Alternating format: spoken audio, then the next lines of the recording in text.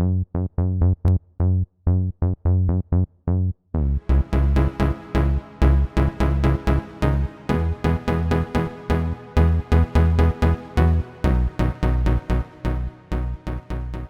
to Module 15 of a course called Coding for Crosswords. It's another day filming in the middle of California wildfires. Today we are going to talk about how to get strings out of the grid. In the last module we developed this concept of a span and how to find all the spans in the grid. In this module we're going to use those spans to query the grid to find out what letters are in each of those spans, and we're going to pull those out as strings. So you'll start to see how the whole picture is going to come together here, where we're going to use that information in this module to read from the grid, and in the next module we're going to write to the grid and develop the full crossword puzzle, at least begin to. Before we dive into that topic though, there are two bugs that have been lingering that we should address, and I thought of a good way to handle that. So let's look back at the code that we have to this point, and remember, we are already up to, we're already up to 200 lines. So we're starting to grow this code now, aren't we? Let's go to the very bottom of this file where we have the main. And if any of this is confusing, please go to the previous modules. We build this code up very slowly over the course of all these modules. So you'll see line by line how we've written every single one of these lines in this file. We read the library from a file. We read the grid from a file. We check the grid for consistency. We print it, and then we call this routine called fill spans, which we just wrote last time, that finds all of the spans in the puzzle. And to remind you, a span is any one of these words. It's where a word either already is or is going to go in the puzzle. Like for instance, this is a vertical span. It's a vertical span that starts at this point, and it is of length 4, and it is vertical. So vert will be true. That's how you define a span, is with those things: a point, a size, and a vertical orientation or a horizontal orientation. The routine we want to develop today is going to take such a description of a span, and it's going to ask the grid to produce the string of characters that are in that span. And for this span, that will be G dash dash dash. So that's where we're going today. But remember, we had this little bug where if we're jumping along looking for spans, remember that I said we're not going to detect the wraparound case. Let me show you what I meant by that. So let's actually make an example and I'll show you that bug. So first, let's look at what the grid is that we're using normally here. And here it is. It's that same grid I just showed on the paper put into a file, right? Where the letters are put in where the letters are committed. The dots are where the blocks are. The block is a crossword name for those black squares. And then these are the blanks, the dashes, where letters are going to be written later. So if we run the file that we have right now, if we run the program on that file, the file test, we get this answer. And it's showing all of these spans, 7 horizontal spans of these various lengths and starting positions, and then 7 vertical spans. So we know those are correct and those look good. Let's try, for an example, let's just move this test to test save. And let me change the test file to be a very simple file of 3x3 grid where everything is blank. So in this file, there should be 3 vertical spans and 3 horizontal spans, right? But because of the bug that I talked about, and that bug is in here, let me show you where the bug is that I suspected. I hadn't proved it, but I suspected a bug here. It's in the fill spans routine. So we wrote this entire routine we wrote in the very last module, module 14. So go back and watch that module if you want to see how we wrote all that. It's doing a little bit of a tricky thing here. It's starting at a point, which starts at 0, 0. Remember, our constructor for the point, the default constructor for the point will put it at 0, 0. And then we loop. We loop once per span, looking for a span. First thing we do is we look for the starting of a span. Now this next function hides the wrap case. So we purposefully want that to keep wrapping until it finds the start of the next span. So the wrap functionality is correct for that case. Then we find the start of the span, which we used to print here, but we don't need to print this anymore. Then we want to find out how long the span is. And so that's what this piece of code here is doing. It's trying to find out, well, how long does the span go? And we keep incrementing all the way until we find a block and then we stop. But here in this case, we're calling that same next routine here.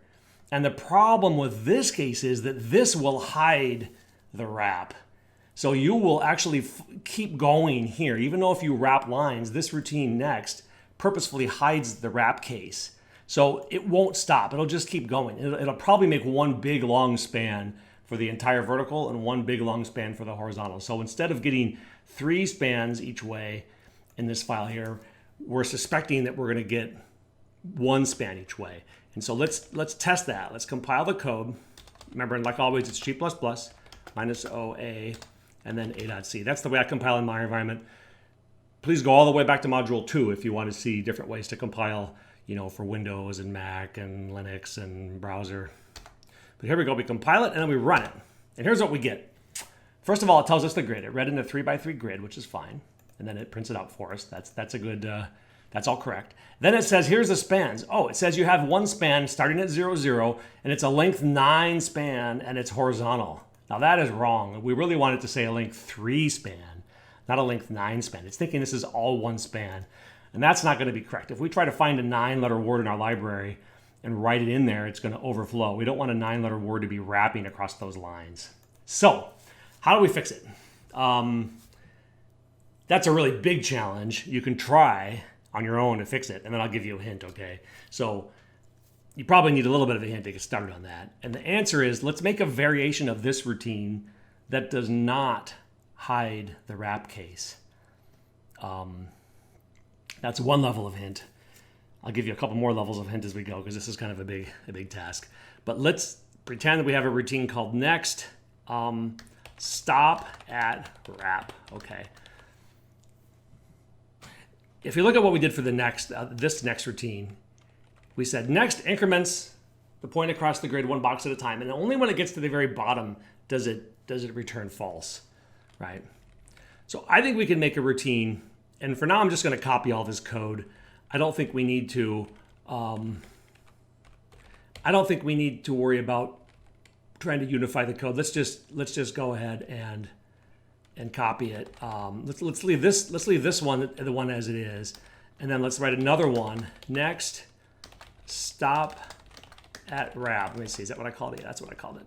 So stop at wrap is like next, except it returns false at every wrap.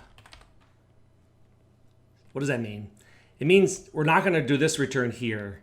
We're going to instead say bool wrap equals false. This is going to detect whether or not we're wrapping or not. And here's how we detect where we're wrapping. Right in here, right? We add 1 to the row. So this is, well, let me see. Let me do the horizontal one. That's always easier for me to think about. In the horizontal case, we're adding 1 to the column, right? That's fine. We always add 1 to the column. And if the column gets too big, we get all the way to the edge, we've gone off. We've gone from 0. In this case, the column is 3, right? We're a 3x3 grid. So we've gone 0, 1, 2, and then it went to 3. And 3 now will be greater than or equal to cols, which is 3. So it will come in here, and it'll say reset the column, and then add 1 to the row. So it jumps to the next line.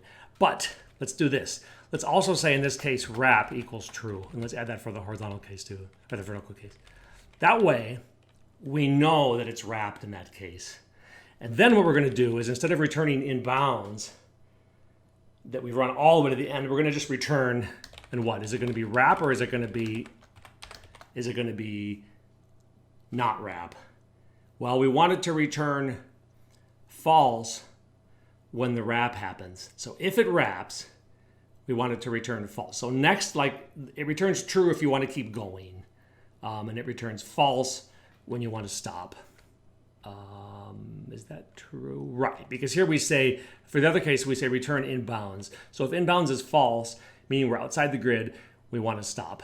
So it says returns true if the point is still in bounds. So this one, we could even emphasize that by saying returns true if we stay on the same line. And line is a little bit a general term. It could either be a horizontal or a vertical line. So if we stay on the same line, wrap will stay false, and we will return true. So this all looks right to me. So now we need to, actually we never renamed this, so we need to actually call this thing stop at wrap. So now here we need this call to next we need to leave. That's fine. This call we're gonna call next stop at wrap there. You see, so this one, oh, but we have to catch the return value. So this is a little tricky. So right now it would just ignore this and it's still gonna keep going across the entire puzzle. What we wanna do is have another Boolean here that says wrapped equals false, let's say. And let's say wrapped, actually maybe we call it keep going, because the way we've done this, we've said we'll return true if we keep going. So let's say keep going equals false, and let's say keep going equals this, right? So every time through the loop when we jump one more step, we're gonna say, hey, do we keep going or not? And if we don't keep going, we're gonna stop. So that's why we can change the boundary conditions here to be like this. So now we can say while keep going, and we didn't hit a block, because we still have the case where we're walking across the line. We're not to the end of the line yet, but we hit a block. We also want to stop there still. So this catches the case of hitting the end of the line or the bottom of the line if we're going vertical, and this catches the case of hitting a black square. So both of those are sufficient to stop the span. Remember, this whole part of the code here is trying to find out how long the span is. We've already got a starting point of a span, so we know there's at least one block that we're starting with, and we're going to be walking further, either across or down, until we hit some end condition. And the end condition could either be that we're at the end of that line, or we hit a black square. So that should cover those. So if we run that now here, first of all, let's see if it compiles, and it does. And let's see if that now gives us, and there we go. Now look at what it does. It does 3 horizontal spans starting at these 3 points, which are the points down the left side. And then it does 3 vertical spans starting at the 3 points across the top of the grid. So that was good. That was just a general cleanup that will clean up the handling of the wrap case. It's also a good demonstration maybe of how to handle some of these iterations like that. So that was the first of the 2 bugs we wanted to hit. The second bug has to do with this 7 that I hard-coded in here. Now let's look at that. If you remember, this was, I think, even 2 lectures ago when we did the pattern hash, or maybe it was last lecture. We decided there was this trick. The pattern hash takes a long time. Some of the words in the library are long. They're 10 characters, 12 characters, 15 even. I think the longest one is 19 maybe. And that's in the top 12,000 words in the English language. When you read a library that's like 200,000 words or 500,000 words, you get a lot of big phrases because you'll get compound phrases. Man on the moon and things like that. So you'll get these really long phrases that are 25 even for the Sunday puzzles, or 21, I guess, is the Sunday puzzle length. And so the point is, we had done this hack right here to say, hey, if the length is more than 7. Now, this kind of a hard-coded number is pretty bad. You really don't want that in your code, because if you were to go down, for instance, and write here, let's put this grid back to our normal grid. If we'd had another whole, grid here where we have, top, and then, so it's like a 12 by 12 grid or 11 by 11 or something. This would be bad because the 7 would be hard-coded. So what we really want is for the grid to show its size. So let's add another routine in here, which says, maybe let's call it max size. And let's just have it simply be returned max of rows and calls. Let me see, let's make these are functions. Right. So max size will be the maximum letter count of the word that could fit in that grid, right? So let's just double check that we're printing this right. So let's load the grid from file, and then let's print max. Actually, let's put it in the grid print. That's a good way to do it. We're going to say grid name, rows, columns, something like this. Let's add it in here. Let's max size equals, and then let's put it here. Max size. Okay, see if that makes sense. So we're printing the rows and the grids numbers, and then just to double check that our functionality is correct, we're going to print out this max size function that I just added. So that's a little mini challenge. You can run that for yourself. We'll just do it here. compile it and we run it. And let's scroll back up and look at what it prints. And here it says, yeah, rows are 7, columns are 7, and max size is 7. That's great. Let's do one quick test. Let's test to see if maybe we have another couple lines. So let's just pretend that the line is actually 9 long. So the rows are going to be 9. Let's run that. And let's see if it correctly said that the max size was 9. And it did. So it's taking the 9 and the 7, and it's picking the bigger of the two and showing us here. So that's fine. So let's put that back to where it was, and then let's go back here, and where that 7 is hard-coded, now we're going to say what? What is this part of? Is this already part of this is part of the library, isn't it? So here's the thing. This is like an information passing question. The library doesn't know about the grid. The grid is a different object. So you cannot just say in here, if we wanted to replace this 7, you'd be tempted to say grid max size, right? But what's wrong with that? The library doesn't know what grid is, right? So the compiler's not gonna like this. Let's show you that. The compiler's gonna say, hey, we don't know what a grid is. When you're inside the library, there's no context about what the grid only exists up at main. So if you think about it, when you're asking the library to make the pattern hash, maybe what we need is another argument to that. Here's the word that we're calling. You could put in a max size here, but in a way that's a kind of a weird interface. You're saying, here's a word, and I want you to create a pattern hash, but only if it's less than this size. So actually, this check really belongs probably at the caller of this thing. So this whole check for the length, I think we want to put up back at the caller of this, which is up here, right? So here's where we really want to put that. And where's that? That's up. That's also still in the library, it turns out. So it's not really that different, but it makes a little more sense to put it here. So we're going to say read from file, but we're also going to say in here max size. So the read from file is going to take an argument called max size, which we're going to use here. And we're going to say if the length is less than the max size, then call this thing, right? So you follow that? So now when we call read from file, it's going to demand that you tell it, well, here's the file name of all the words in the library, but only pattern hash words up to this length. So this is the max length of word that I really want to consider out of this library. And you could even put that, we could even do this a little more cleanly. We could actually say, look, let's put this whole thing in here. So we don't even create a word in the master list at all, unless it's less than that size. Ooh, and less than or equal, I think we want. And it's not a function, it's a variable now. Does that all make sense? So is this going to compile? And the answer is no, because what have we added? Can you see what's wrong here? We've added an argument here, max size, to read from file, but we haven't added it to where we call that. So let's just show you that. This will fail to compile, and it should fail to compile here at line 302, which for us is right down here. Right, and so it's here. So it's read from file. Now this exposes another really interesting problem. We're trying to read the library first, and then we're trying to read the grid. But what we're saying is the library, actually reading the library depends on the size of the grid. So what does that mean? That means we have to read the grid first and then read the library. So there's a little bit of a dependency, an ordering dependency here, because we want the grid max size to be given as an argument now to the library read to make it faster.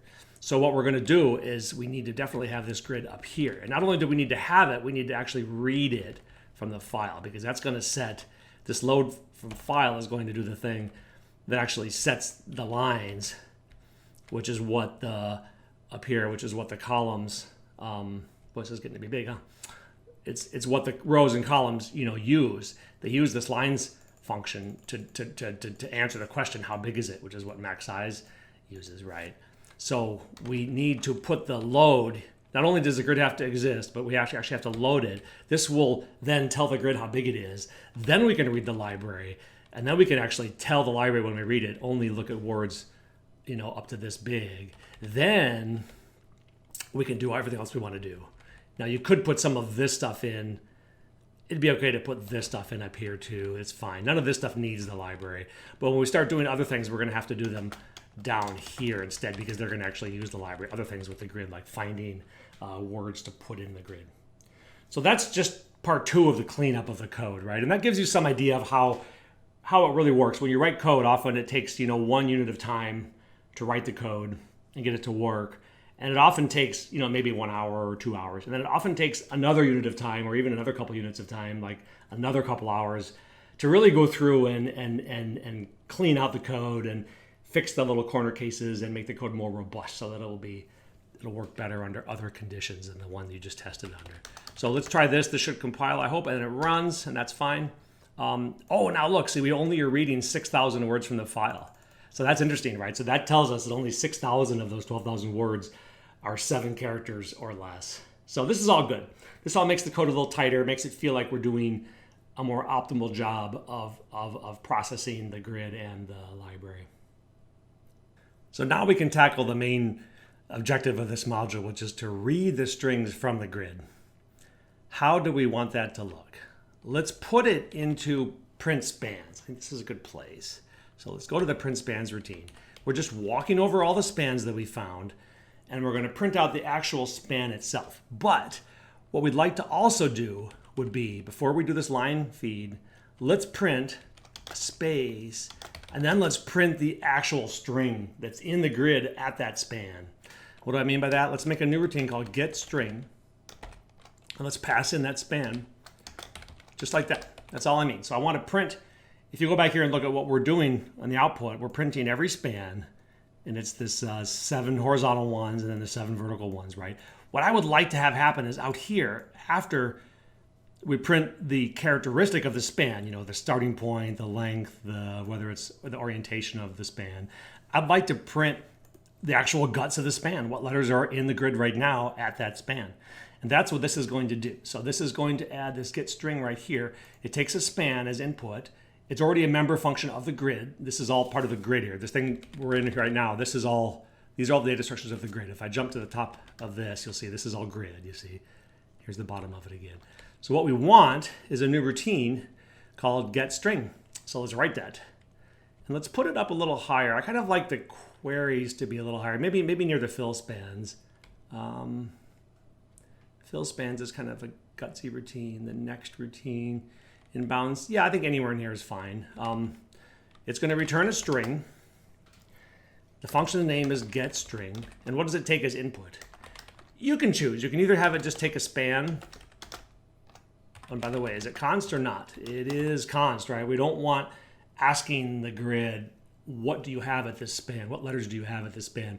We don't want that to affect the grid. So it's definitely a const routine. So that's why we have this const here. That's important. It's not going to write to the grid itself. It's only going to read from it. But the other way to do it, which is, even though span is pretty small, it's a toss-up. This is probably a little more standard to pass in a const reference. It just means that it doesn't affect the way you use. You're going to use S here either way. It's just that in this case, it wouldn't really matter. Span is really a small POD object, this plain old data object, they call it. So it doesn't really matter. You could just pass in the span. But I'll just teach you this way just because it's a little better when you get bigger objects that you're passing in. Const reference is really the standard way to pass, the idea of this object. You want this routine getString to be able to read this some object as input. And const span is a nice way to say that because it pretty clearly tells you that it's an input. We're not going to be writing this span. We're just getting a reference to it. And then for larger objects, it's more efficient just to pass a reference. So what do we want then? Well, we want to, there has to be a string, let's call it temp, that we want to return, right? So eventually we're going to want to return that. And there's a couple ways to do this. I'm going to do it this way. Let's get the length first. So length is going to be the span length, okay? And that actually is small enough that I think we can probably just, I'll leave it like that. You could also just inline this. Everywhere there's going to be a length, you could just say s.length, but I kind of like doing these temporaries. It just helps, I don't know, it's a style thing. I don't mind having extra words. It just clarifies to me that we're really pulling this length out of, even though there's not much extra saving in characters, it just tells you that you're pulling this information out of the span and you're caching it as a separate thing of interest. Even though in this case it's actually named the same, it may not really add that much value to have a separate temporary there.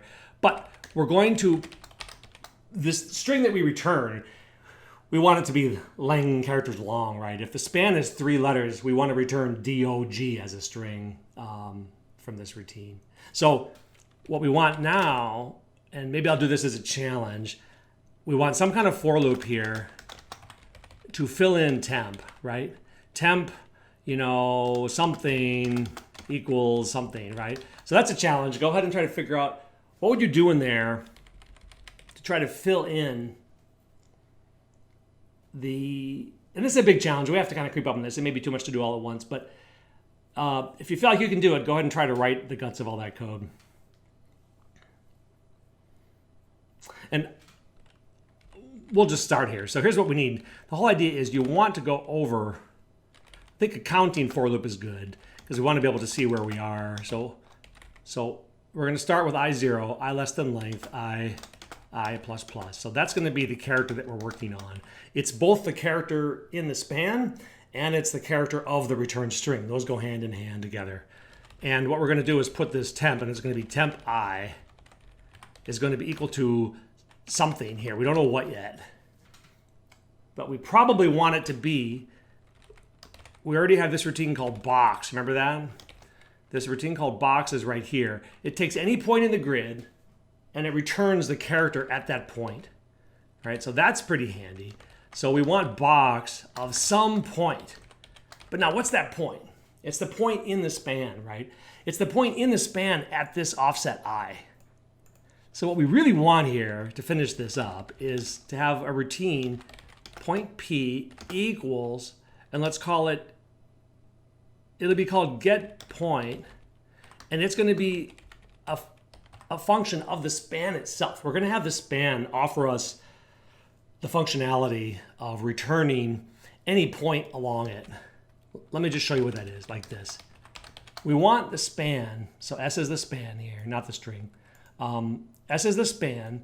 We're going to say, hey, span, give me the point, the actual point data structure that corresponds to this position in your span.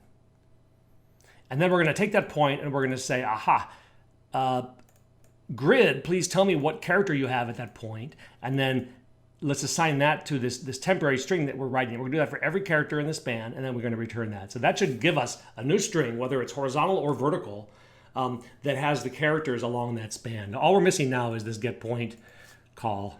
So let's go to, let's save this and let's go to where the span is. We don't even have much in here right now. So this will be easy. So point, and is this const or not? It definitely is const. You don't want getting a point out of the span. And here's a little mini challenge. What would you put in the assert here? You want to guarantee that you're asking for a legal point in the span. So what's that going to be? That's going to be I greater than or equal to 0 and I less than length. Do we need any kind of thing in here like span.length? No, because we're already inside. This whole thing is inside the scope of span. So any uses of the variable names inside span, you see it's part of this routine. Anything inside here can just directly use all these functions here in the span. In fact, actually, these are all global. We didn't make them private. This is just a global struct. So anybody outside can also read these too if they put the span dot prefix, but we can just access it directly here. Okay, so that's important to make sure that we're not going to be calling this thing with some kind of wild index that's either negative or too big for the span. It'll run off the edge of the span. So the span's only allowed to return us a point structure that's a legal part of itself, which is fine because we're only iterating over the characters in that span. So we know that the I is good. And now we have to return a new point. And what is that new point? Now this is kind of interesting. We want to return some kind of point with a new value in here. And we want to use the constructor that has like the new row and the new column, right? And the new row and the new column, what does that depend on? That depends on whether the span is running vertical or not, right? If the span is vertical, so let's just separate those. So look at this, see this vertical down here. This guy influences whether we were going to step to the right or we're going to step down. So what we want here is, is to say if vert, let's do one thing, otherwise let's do another. So And again, as before, I find the horizontal case easier to think about. So I like to have my if statements. You could say if not vert, do the horizontal, else do the vertical. But I think in general, it's cleaner to always have the if statements in a positive form. You know, if condition is true, then or the negative condition. It makes it a little easier code to read, because if you put the negative here and then put the horizontal handling here, it's just a little harder to read that, right? It's just easier to say, oh yeah, this is the horizontal case, you know, this is the vertical case. But since those are so obvious from this if statement, those two comments really aren't even required. They just clutter. So this is the horizontal case. What do we want to do in the horizontal case? We want to add 1 to the column, right? So the row is going to be what? We're getting the point. It's going to be our starting points row plus I. You see that? And this is going to be this is going to be the column. We want to return a new point that is our span starting row plus 1. That goes down. Oh, so in fact, I wrote the vertical case. That actually is the vertical case.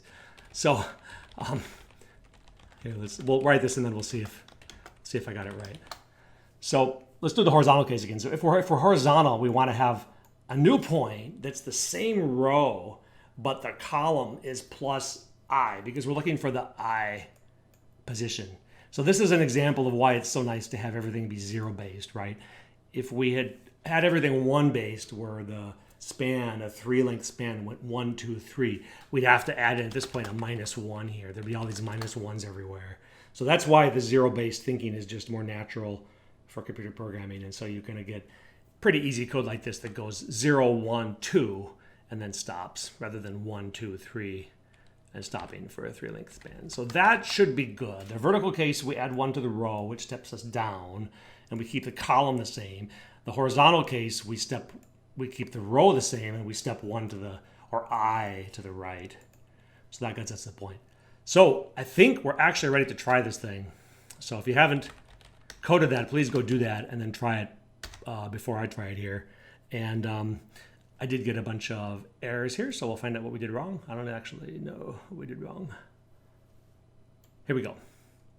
37. So get point. Okay. So here I have a bad declaration, right? I wrote that like I was calling the get point. When you declare something, it's a type. C++ is a typed language, right? So every argument has to have a type. So I just forgot to put the int in there. That should be an int. Let's see if that clears up the error. And it did not, so I have some other error as well. So let's see what else we got going on. Line 207 is here for me. And it's a temp, string temp ling. Oh, I thought that was the way that we sized the string.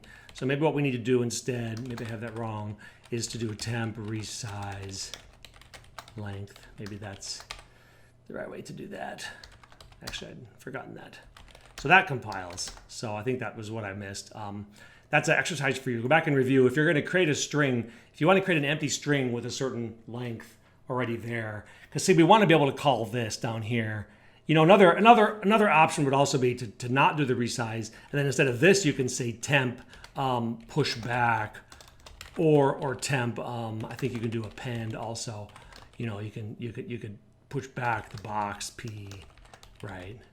I think either of those would work possibly, but it's kind of nice just to have the temp already sized up to the length, and then you're just filling in the characters as you go.